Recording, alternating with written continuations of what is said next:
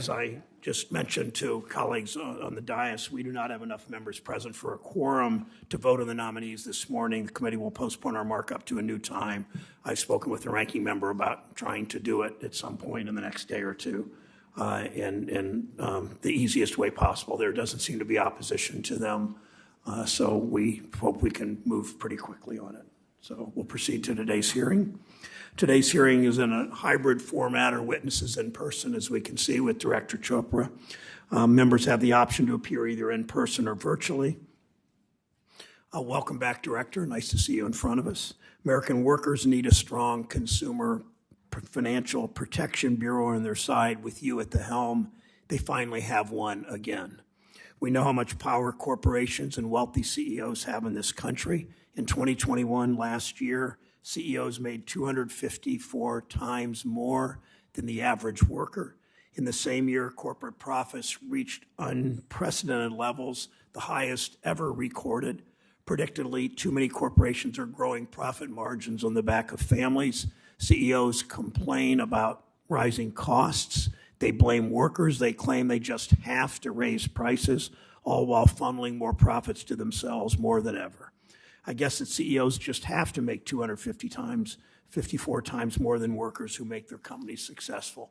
That's no coincidence. After decades of growing market concentration, consumers and small businesses are at the mercy of ever larger, ever more powerful, ever more unaccountable corporations. Senator Tester is discussing in the Ag Committee right now what this means for farmers. They raise your costs, they mislead you, they even scam you, too often with little accountability and no meaningful consequences. They have armies of high-priced lobbyists and attorneys ready to fight anyone who dares to take them on. Normal people don't have these kinds of resources. They don't have a white shoe law firm on retainer. They don't have an insider on K Street looking out for them. But now they have you, Director. They have you and the dedicated public servants with you at the CFPB, fighting to make sure to keep Americans keep more of their hard-earned money. For 4 years, CFPB was run by a director and pressured by an administration that always looked out for corporations over workers. The director was a favorite of payday lenders. Instead of being a voice for consumers, they turned their agency into yet another arm of corporate power. Your work for consumers could not be more different. Let me run through that. When you testified in October, you introduced your agenda to usher in a new era of consumer protection. We're seeing the results. The Bureau challenged junk fees that banks and credit card companies collect. According to CFPB's research in 2019, major credit card companies charged consumers $14 billion in punitive credit card fees. Banks charge consumers more than $15 billion in overdraft and non-sufficient fund fees.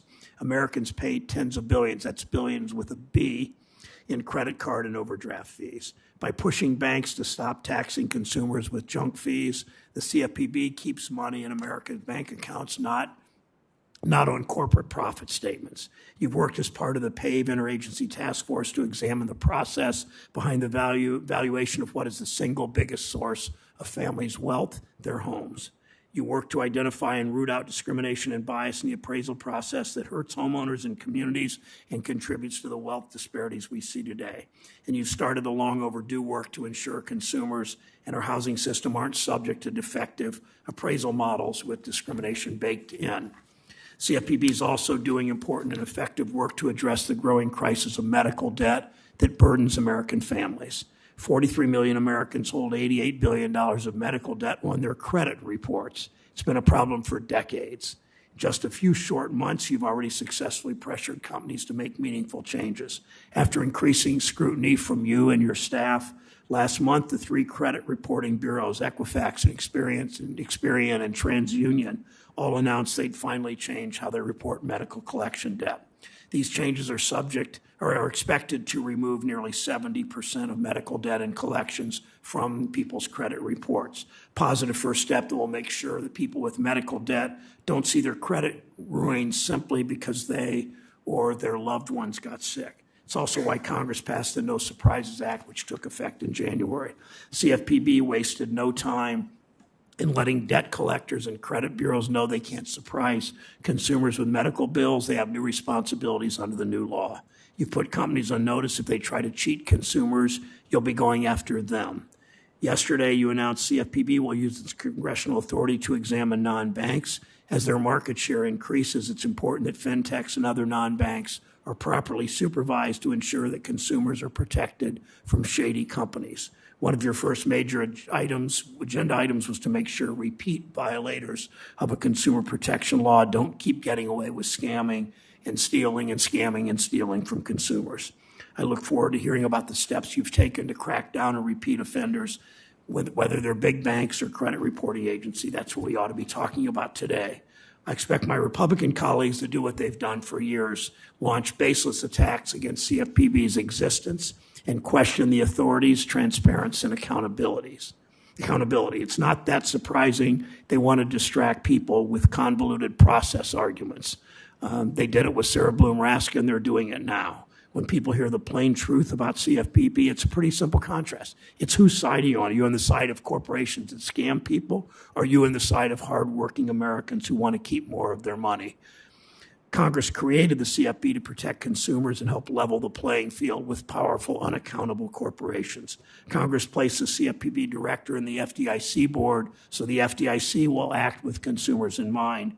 Last year, a majority of that board, in which Congress placed you, put forth a proposal to request information from the public on the bank merger process. In an unprecedented move, the former chair ignored the board's long history of bipartisanship and collegiality and refused to make this request an agenda item, even though it was proposed according to FDIC rules and backed by a majority of the board. As a CFPB director and a member of the FDIC board, you're doing your job. You're fighting and standing up for the hundreds of millions of consumers and small banks and businesses in their communities rather than the most powerful, largest corporations in town. You've shown you're willing to meet and work with anybody, Republicans and Democrats, to fulfill that mission. We hear a lot of talk from the other side of the dais about the virtues of capitalism. But for markets to work, they have to be fair, they have to be transparent, they have to be competitive.